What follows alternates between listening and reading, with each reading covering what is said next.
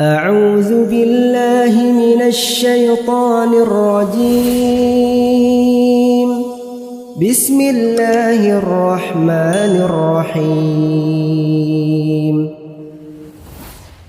Ada seorang teman-teman sekalian, sedikit saya sisipkan kisah di sini, mengagetkan dunia kedokteran di Timur Tengah.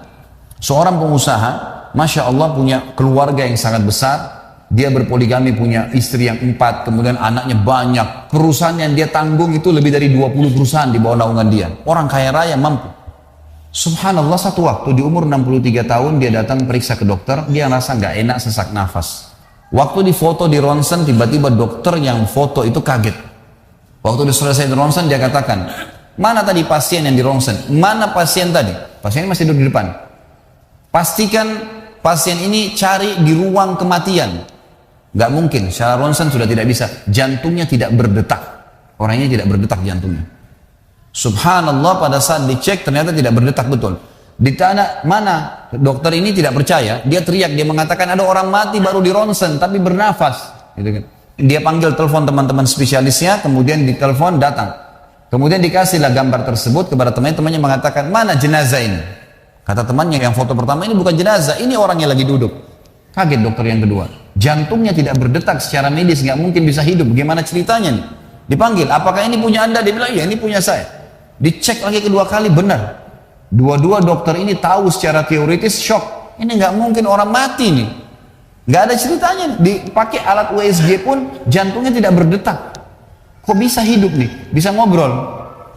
Telepon teman-temannya. Sampai dokter-dokter yang asli dari Jazirah Arab pun yang ada di Eropa, dokter spesialis pada datang keesokan harinya, cek, nggak percaya kejadian ini.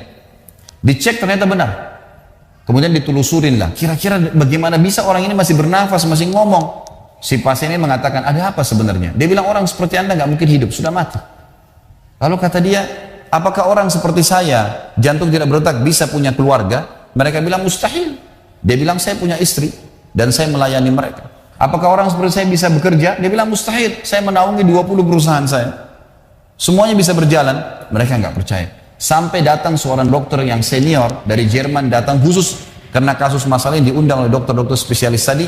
Dicek, ditemukan ternyata teman-teman sekalian di bagian bawah jantungnya ada urat-urat saraf seperti terbuat, ya, seperti dibuat secara alami yang mengalirkan darah-darah tertentu sehingga ada pompa nafas di situ. Tidak ada di manusia lain, cuma di orang ini saja. Semua dokter mengatakan ini nggak masuk di akal, nggak ada manusia seperti ini di dunia. Jantungnya sudah tidak bergerak, tapi masih bisa hidup karena dari rongga-rongga urat saraf yang keluar itu bisa masuk udara, oksigen dan terpompa, akhirnya hidup. Dan hidupnya normal.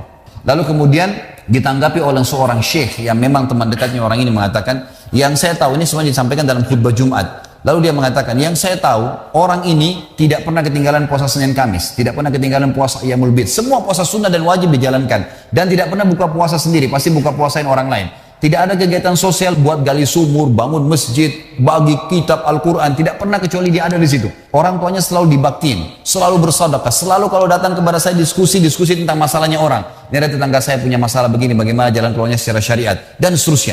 Hidupnya sibuk dengan ibadah kepada Allah Subhanahu Wa Taala. Allah ciptakan urat saraf khusus sehingga bisa terpompa, ya, udara masuk ke jantungnya. Tidak ada operasi. Ini yang dikatakan yaj'al min amri yusra. Mudah, aneh, dokter nggak masuk di akalnya. Dan ini banyak orang subhanallah lupa dengan Allah Azza wa Jalla. Mereka tidak tahu kalau kekuatan Allah Subhanahu wa taala. Sakit, dokter, dok, bagaimana saya bisa sembuh? Subhanallah. Sebelum pergi akhi, ukhti, bilang, ya Allah, jadikan dokter ini penyebab saya sembuh. Sembuh insya Allah.